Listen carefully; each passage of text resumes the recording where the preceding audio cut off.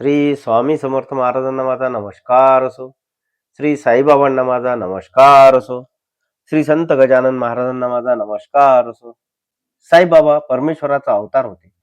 अष्टसिद्धी त्यांच्या आज्ञेत असत. त्यांच्या एका कृपा कटाक्षात रंकाला राव करण्याचे सामर्थ्य होते. पण त्यांना त्याचे काही वाटत नसे. त्यांना आपली फकिरीच बरी वाटायची. बाबा भिक्षेवर गुजराण करीत. एका हातात झोळी व दुसऱ्या हातात टमरेल घेऊन ते भिक्षेसाठी जात. कोणा एकाच्या दरवाजासमोर उभे राहून पुरी आण ग चतकोर भाकरी असे म्हणत. भिक्षेमधील भात भाकरी झोळीत घेऊन पातळ पदार्थ टमरेलात घेत. त्यामुळे भाजी, आमटी, दही, ताक हे सर्व एक होऊन जाईल.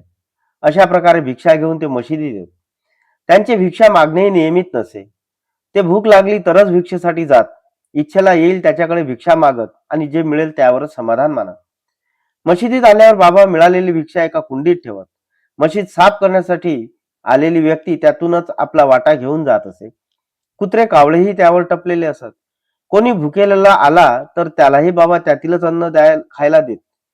झोळीतून आणलेले अन्न आपल्या एकट्याचेच आहे असे त्यांना कधीही वाटले नाही. त्यामुळे त्यांच्याकडून कोणालाही नाही हा शब्द ऐकायला मिळाला नाही. दीनदुबळ्यांची ते नेहमीच काळजी घेत.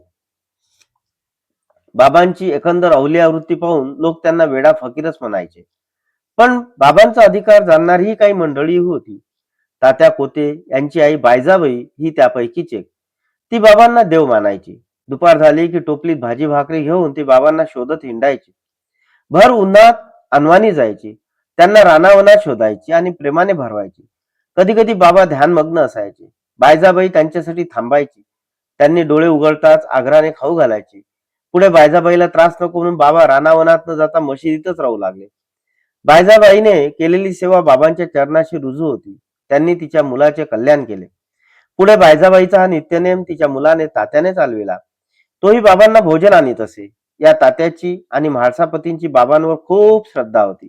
बाबाही त्यांच्यावर अतिशय प्रेम करायचे. रात्रीच्या वेळी दोघेही बाबांबरोबर मशिदीत झोपायचे. त्यांची झोपण्याची पद्धत मोठी विचित्र असायची. ते तिघेही पूर्व, पश्चिम आणि उत्तरेस डोकी करून झोपायचे. तेव्हा त्यांचे पाय मध्यभागी एकमेकांना लागायचे. अंथरूण टाकल्यावर त्यांच्या गप्पा सुरू व्हायच्या. गप्पा मारता मारता एखाद्याला डुलकी आली तर दुसरा त्याला हलवून जागे करायचा. तात्याला घोरायची सवय होती. तो घोरू लागला की बाबांना झोप यायची नाही. ते उठून तात्याला उलता फालता करायचे.